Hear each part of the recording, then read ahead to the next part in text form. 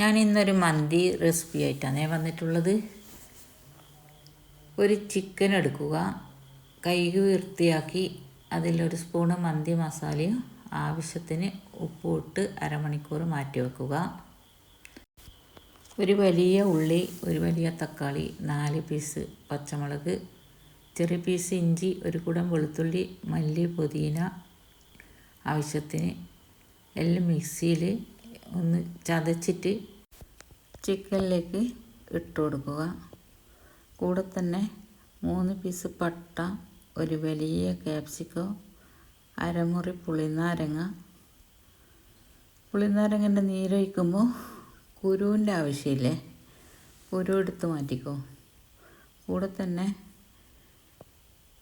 ഒരു Maggi cube ഇട്ട് കൊടുക്കുക. എല്ലാം മിക്സ് ചെയ്തതിന് ശേഷം അടുപ്പിലേക്ക് മാറ്റുക.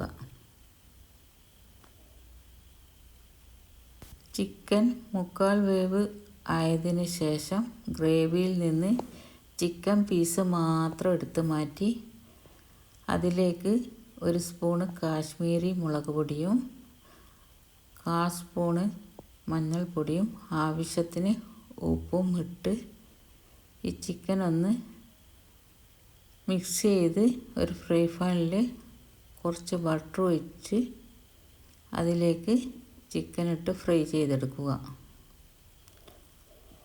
കൂടെ തന്നെ ഞാൻ മന്തിക്കുള്ള ബസ്മതി റൈസ് കഴുകി വൃത്തിയാക്കി വെച്ചിട്ടുണ്ട്. ഞാനിപ്പോൾ 4 പേർക്കുള്ള മന്തിയാണ് ഉണ്ടാക്കുന്നത്.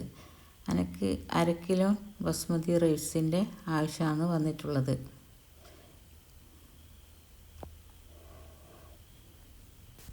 വീഡിയോ കാണുമ്പോൾ നിങ്ങൾ കരുതൂ ഇതെന്ത് മന്തിക്കാരെങ്കിലും ഉള്ളി തക്കാളി ഇടുമോയെന്ന്.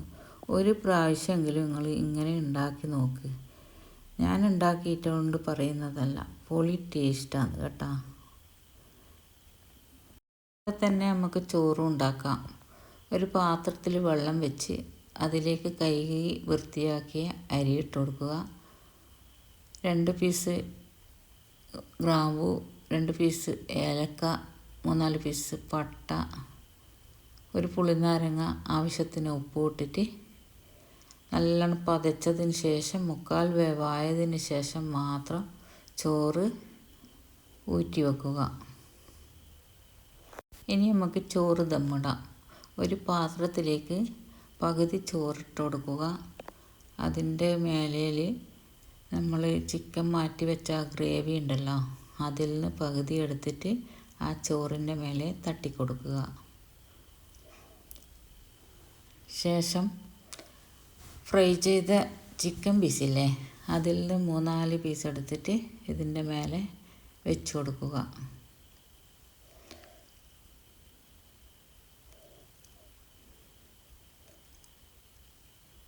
കൂടെ തന്നെ ബാക്കി വരുന്ന ചോറുണ്ടല്ലോ, അത് ഈ ചിക്കൻ്റെ മേലെ തട്ടിക്കൊടുക്കുക.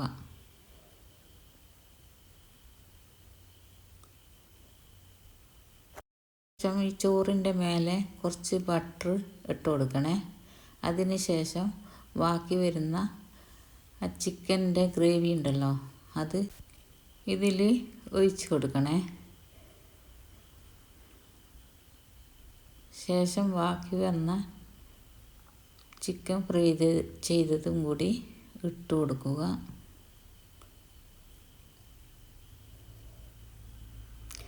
ഒരു പച്ചമുളക് എടുത്ത് 4 കട്ട് ചെയ്ത് ഇതിൻ്റെ മേലെ വെച്ച് കൊടുക്കുക. കൂടെ തന്നെ ചാർക്കോൾ കത്തിച്ചിട്ട് ഇതിൻ്റെ മേലെ വെച്ച് പുകയിക്കണേ. അത് ഇവിടെ ആർക്കും ഇഷ്ടമില്ല, അതുകൊണ്ട് ഞാൻ ചെയ്യുന്നില്ല. അതിന് ശേഷം കുറച്ച് അണ്ടിപ്പരിപ്പ് മുന്തിരി ഇതിൻ്റെ മേലെ വിതറി കൊടുക്കുക. ഒരു പ്രാവശ്യമെങ്കിലും നിങ്ങളിങ്ങനെ മന്തി ഉണ്ടാക്കി നോക്കുക കേട്ടോ. എല്ലാവർക്കും ഇഷ്ടപ്പെടുവാണെങ്കിൽ ലൈക്കും കമൻറ്റും സബ്സ്ക്രൈബും ചെയ്യണേ. ഇതിൻ്റെ കൂടെ ഞാൻ മയോണീസും തക്കാളി സോസുമാണ് ആക്കൽ. പക്ഷേ ഇന്ന് അച്ചാറും മയോണീസും ആണ് എടുക്കുന്നത്. പുതിയൊരു വീഡിയോ ആയിട്ട് വരാം. അതുവരേക്കും